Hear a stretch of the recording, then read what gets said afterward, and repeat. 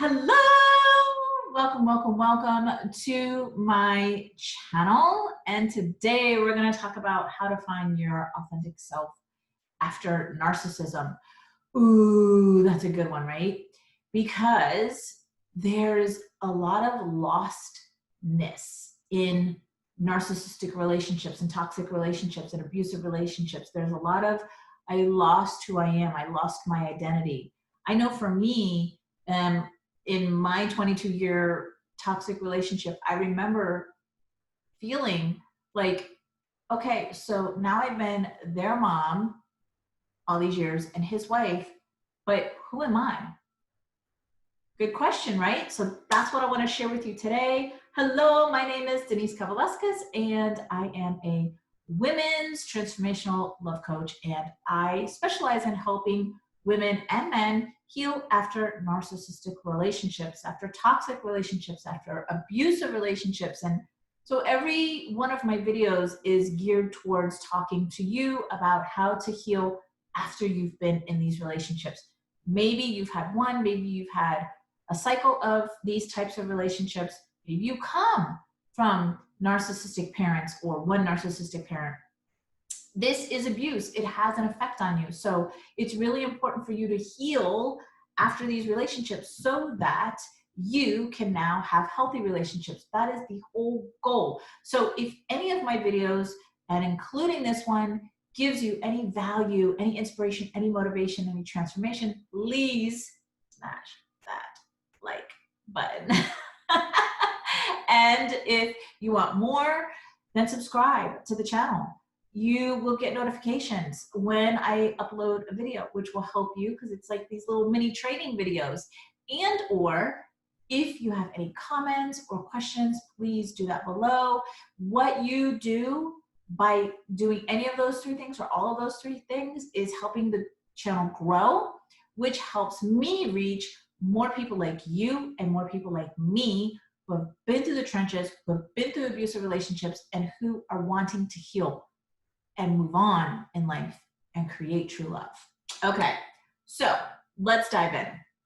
Let's talk about how to find your authentic self after narcissism. This is another huge topic that I hear women because, and I know from firsthand experience, like I lost who I was. I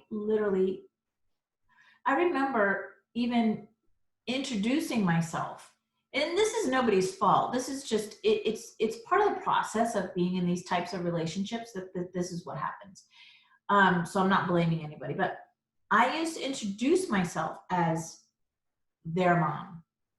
I'm so-and-so's mom. I'm so-and-so's wife. Then I would say my name. That's really important for you to recognize. Is that how you introduce yourself? Have you caught yourself saying that before?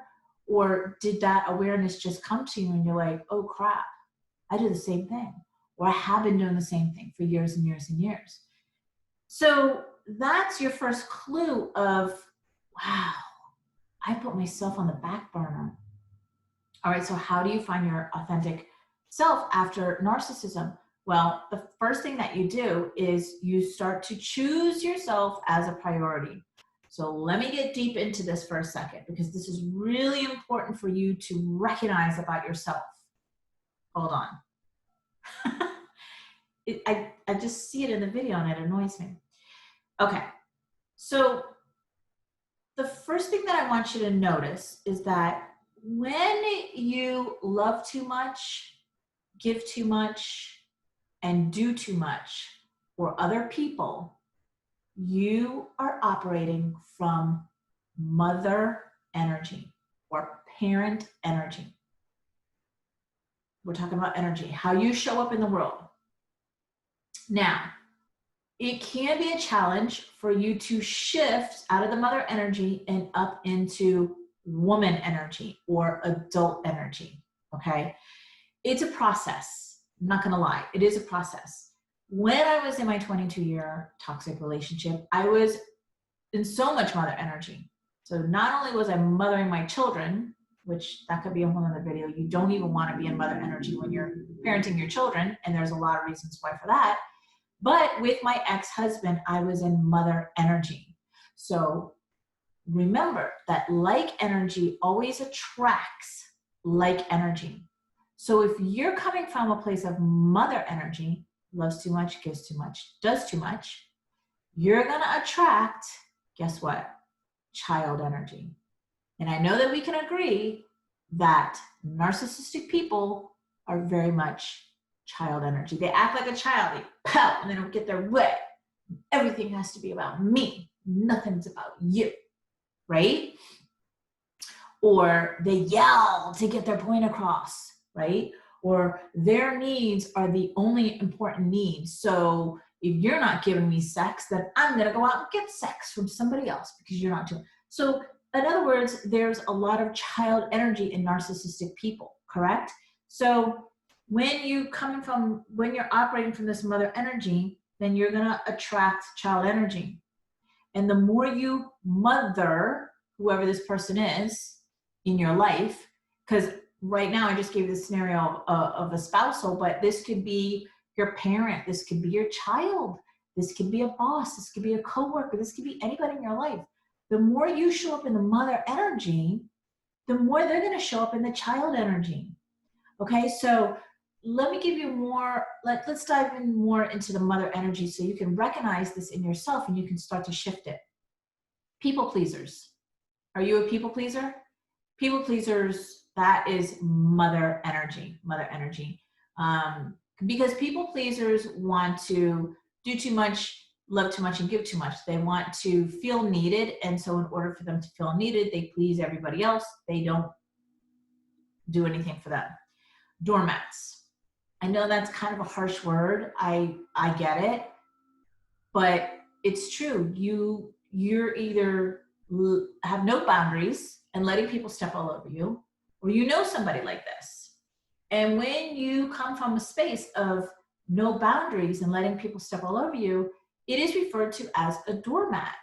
And when you come from that space of being a doormat, there's no limits. People who would normally take advantage of you will now start to take advantage of you. And enablers. Mother energy, she's an enabler. So I know for myself, being in my 22-year relationship, I was enabling his behavior big time. I was making excuses for him. I was lying for him. I was covering up things, right? I was enabling his behavior.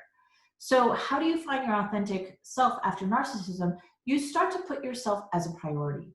So first you need to recognize where you're operating from, all of the things that I just listed. And then you start to say, okay, well, now it's time for me, now it's my turn in life, right? Now it's time for me to make myself a priority. So extreme self-care is very important. Coming out of narcissistic relationships, making yourself a priority, mind, body, and soul. So make yourself a priority up here, make yourself a priority out here, make yourself a priority. Talk to yourself nicely, loving, kind things, right? No more criticism, no more judgment, right? No more backlash on yourself, no more beating yourself up, okay? You have to start to put yourself as a priority. So if you're wondering right now, like, how do I do that? Think of how you've put your children as a top priority. This is mother energy. Mother energy is always putting everybody else above her. So especially her children. So what happens is we think of our children like, oh, they're going to the best schools. They're getting the best this and the best that. I'm not saying that's bad. I'm not saying that's bad. What I'm saying is that why do you do that for other people and not do that for yourself? Why do you feel that you don't deserve to have the best of everything? Right? It's an awareness. It's simply an awareness. I did it too. My kids were in private schools. I did it too. So clearly there's no judgment here. This is simply awareness, because in order for you to change things, you have to first be aware of them. So how to find yourself in an how you find your authentic self after narcissism is you make yourself a priority, mind, body, and soul. You start to give to yourself, whether that's Maybe it's manis and pedis. Maybe you haven't had a mani and pedi in a long time. Maybe it's a spa day for yourself to have that you've never had. Maybe buy the book that you've been wanting to buy, but you keep putting it off.